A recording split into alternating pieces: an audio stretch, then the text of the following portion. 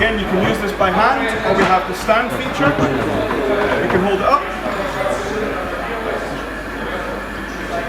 То есть у нас есть регулятор нагрева.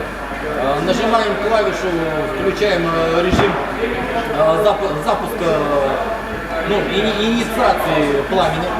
Пламя загорелось, сам аккумулятор у нас служит исключительно для привода вентилятора, и поэтому работает достаточно долго.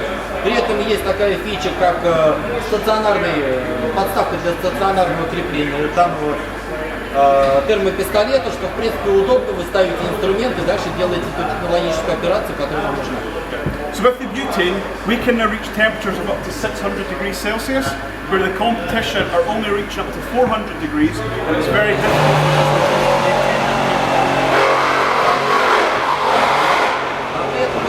Система позволяет достигать разогрева порядка 600 градусов, что в принципе достаточно для большинства технологических процессов, в отличие от аккумуляторных инструментов, которые порядка 400 градусов позволяют нам разогревать машину. To turn the machine off, we turn this off. You can still hear the fan, so the fan cools the machine down because it's hot.